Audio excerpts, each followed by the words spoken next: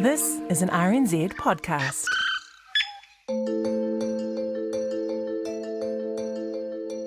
Little Helen Horswell has arms only a few inches long. Money, not an apology, is what thalidomide victims need to improve their lives. Many victims of this crippling tranquiliser of the late 1950s have reached school-leaving age, and by 1979, most will be. I'm Sonia Sly, and in this episode of Eyewitness, we take a look at a drug that caused deformities in around 10,000 babies. It was referred to as a crippling tranquiliser, a prescription for disaster. Thalidomide was sold in 46 countries under 51 different names. It was claimed to be safe during pregnancy and was used to treat morning sickness from the late 1950s. It arrived here on our shores in the early 60s. But, taken within the early stages of gestation, it caused severe deformities. Well, they treat you as if you're a bit non-compos mentis, you know. Terry Wiles, in this archival audio from 1983, was one of 21 people in New Zealand affected by the drug. Sometimes people sort of like pat me on the head and say, "Hello dear, how are you?" And I'm saying, "I'm fine, thank you." You've got shortened legs, your feet, your toes you use as hands. Yeah. You've got one eye and you stand how tall? 2.5 feet tall. Around 5,000 babies were born with unimaginable deformities. They were missing sexual organs or had defects affecting other internal organs. Some were born with curved spines, born deaf and blind. Some were even left to die by the medical practitioners. Today, a majority of those babies who survived are in their 50s. I'm 58. I was born in December 1960. Oamaru-born Barry de Geest is the oldest thalidomide survivor in New Zealand. There was a doctor in Britain that did some research, and it actually affected the nerve endings of the fetus. So that's why the limbs stopped growing. You don't have any arms, is that right? None at all. I have a stump on one side of the shoulder. Short legs, no knees. I have 3 toes on one foot, and I did have 4 on the other, but I got one removed because it had a double toenail which made it like a claw, and it used to dig into the other foot. So I don't have any joints at all. My legs are held up by the muscles. They didn't think I'd ever walk, but then I got myself up and started walking, but it's basically the muscles that hold the legs up onto the hips. Because of the severity of Barry's deformities, as a child he was offered artificial limbs. Now you might think that this was the greatest gift he could ever receive, right? The medical fraternity offering limbs to a child who was born without them. People wanted to make us normal, to look the same and do the same stuff as everybody else, and they'd give us these monstrosities. They were heavy and cumbersome. They were made of a fiberglassy type product, and they had hooks at the end, really ugly looking hooks. And when I was young, every year I'd have to go down for an assessment to Dunedin from Oamaru. They would take x-rays and they would take blood. How long were you going through these? To about 10. The hard part for me was I'd say to Mum, "Why are we doing this?" And she didn't know.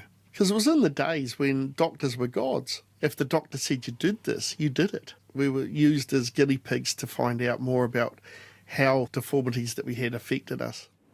These are the feet of Thomas, a happy little 10-year-old from Stuttgart. He's very intelligent, and getting undressed is only one of the things he's very good at. He can also swim like a fish, play football, and answer the telephone, as well as come top of the form in several subjects, all of which is very remarkable, considering that he has no arms. And they even wanted to turn my feet back to front to put legs on so my heels would be knees. I was sitting there and they were talking to Mum, and they said, "We want to turn Barry's feet medically around so that they were back to front so he could wear artificial legs." I was horrified, and luckily Mum had the nous to say, "Look, Barry could make that decision when he's older." Because that basically is creating another handicap for you in a way. You know, you learn to deal with the body that you have only for somebody to mess around with it and create other problems for you potentially. Oh, yes. I had to wear these artificial arms. I'm glad in a way she made me do it. When I turned 15, she said, "You can make the decision whether you wear the arms anymore." I mean, can you imagine having no arms and being made to be the same height as everyone else and you fall over? Never wore them again. The question of who was responsible for the Kontergan tragedy was debated in the largest and biggest court case in German history since the trial of Nazi war criminals at Nuremberg. The drug company that designed the drug was set up during the Second World War. It was actually the Nazis had taken over a perfume company and turned it into a drug company. It was the place where they invented the gas that killed the Jews in the gas chambers, and they invented other drugs that they could sell after the war. The German company that invented thalidomide was called Grunenthal, and one of the men responsible for the distribution of the drug was former war criminal Dr. Heinrich Muchter. Now, he was hired by Grunenthal as the chief of research and production. He also received a bonus for every single pill that was sold. Prior to international distribution, the drug was also given to employees of the company, where babies of these employees were born with deformities. But any claims that it was because of the drug were denied. But when they found out that it had caused all these deformities, the German government legislated so that no one could actually sue the drug company in future years. Thalidomide survivors overseas were later granted substantial compensation. Last year, a national foundation for thalidomide victims was set up, to which the German government gave a further £7 million. That meant £20 million could be shared amongst 2,600 families. But here in New Zealand, it was a different story. Most New Zealanders only got one level of compensation. It would have been in 1974. We have since, in the last few years, got a level of support from a subsidiary of Grunenthal called Diageo. They have given ex gratia payments, which all New Zealanders with thalidomide get for the next 20 years. We did get a minimal amount of compensation, like I got $30,000, which was nothing. 21 thalidomide survivors is relatively small compared to the thousands overseas, and part of that was due to our isolation. Transport services and that weren't that great in the early 60s, so things took a long time to travel around the country. So there was samples available. Mum recalls getting the sample from the doctor, and there was a lot more that weren't really affected. We'll come back to Barry in a moment. So why is it that some babies weren't affected by the drug? Dr. Sarah Donald from Otago University specialises in research around medicine during pregnancy. When we're thinking about exposures in pregnancy and whether they may or may not lead to a congenital defect or a birth defect, the period of time that we're most concerned about was their exposure in those first sort of 12 weeks of pregnancy, because, that is when all those organs are forming, and if something goes wrong early in development, it's just going to obviously propagate through and end up as a birth defect. So, unfortunately, thalidomide, the problem it was treating was morning sickness, which is most common in that first trimester of pregnancy. So it was just really unfortunate that the drug that had that side effect was given in the time when the fetuses are most vulnerable to toxic exposures. But how much could really have been done to test this drug before it was distributed?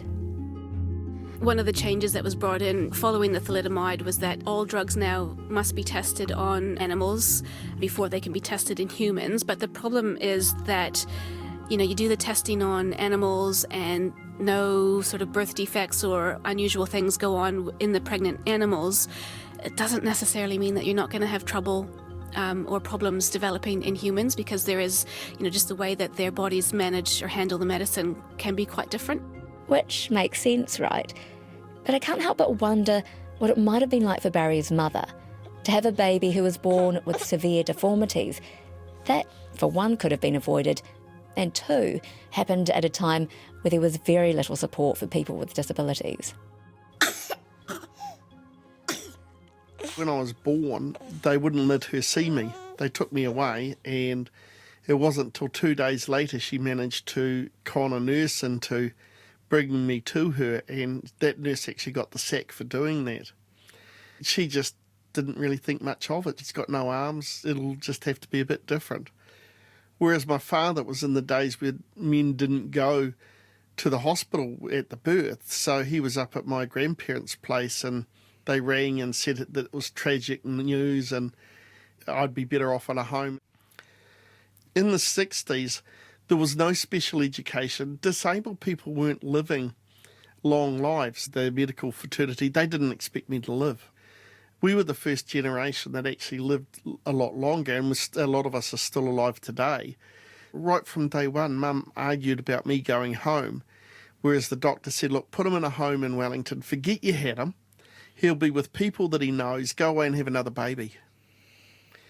And my mother for 6 months visited me twice a day to feed me. And she had gowns and that, but the medical fraternity wouldn't let her put me in them. Then after 6 months, she said, nah, that's it, I'm taking him home. And That's pretty brave of her. very brave. But had she not come to get you after 6 months, what would have happened to you? I would have gone to the Home of Compassion in Wellington and been brought up, as an orphan. Well, I know that it closed and a lot of people went to the home in Waipukurau. Lots of stories of being treated badly. It was an institution. A lot of the staff could get away with things that you couldn't in a home. Thanks to his mother, Barry was able to have a fairly normal childhood, and his mum even fought for him to go to a mainstream school. The local school didn't want me to go. It was only after us that they started special classes. I liked being mainstream because a lot of families with disabled kids say that they get teased, but you learn to cope so later in life you can actually handle it. And I was really lucky because I had friends, and if kids started to have me on, they would actually protect me. My father basically ignored me, and I think that helped a lot. I went and did my own thing. My mum didn't really know how to cope when I got older, and so I was just left to my own devices. The Kyles family in Oamaru, my best friend, and their family basically adopted me, and they had 3 boys and a girl, and I just fitted in as one of the boys. Barry learnt to rifle shoot. He also joined the rowing team. Rowing actually made me into a man. I'm the guy that sits in the back of the boat. Well, it's the front now, and that's something that we actually changed the design of forever in rowing. But when I got bigger, I had to lie down because I couldn't fit in the boat properly. But it cottoned on around the world, so they started to lie the coxswains down, and they ended up putting them in the front of the boat. I mean, do you feel like that's kind of special in itself, that you kind of changed the nature of a massive sport? I do, but it wasn't just me. One of the things I tell people a lot is that you can never be an island. And being disabled, I was able to share the dreams that I had, and I had people around me that took up that mantle and actually helped me to achieve the dreams that I had. What was it about rowing that appealed to you so much? The camaraderie, and it was getting away from home. And did it make you forget about your disability in a way? Yes, it did. In 2012, Barry attended a commemorative event in the UK marking just over 50 years since the withdrawal of thalidomide. Now, it was also the 50th anniversary of the formation of the Thalidomide Society. There were survivors from around the UK, Canada and Brazil, plus a sprinkling of Australians too. There was excitement because I hadn't really met any other survivors. I walked in and saw all these people like me, and I turned around and walked out again and went back up to the hotel room. I was totally freaked out. It was quite overwhelming. So you felt obviously quite challenged by that then? You've got to realise that in New Zealand, I'd been treated special. I had been in the paper because I was different, and then all of a sudden I was normal. It was actually quite a shock. But after I got over the shock, I went back down and I had a ball. I started to feel like I belonged. In the UK, they had got together from birth, so they knew each other. There was one woman there who said that a doctor had come up to her at a conference crying. He had put a baby aside and let it die, and now he sees her doing really well. He regrets it and wished he had never done it. Barry is one thalidomide survivor who has achieved a lot. He's also been politically active in the disability sector, advocating for change. I was involved with the political scene when they were rewriting the Building Act. The way picture theatres are set up, that was a group of us in Palmerston North that actually talked to Hoyts when they first started building theatres to leave seats out. There was 2 women in Wellington who did the Human Rights Act about accessible buses, and I was the spokesperson. And I'm really proud of those things.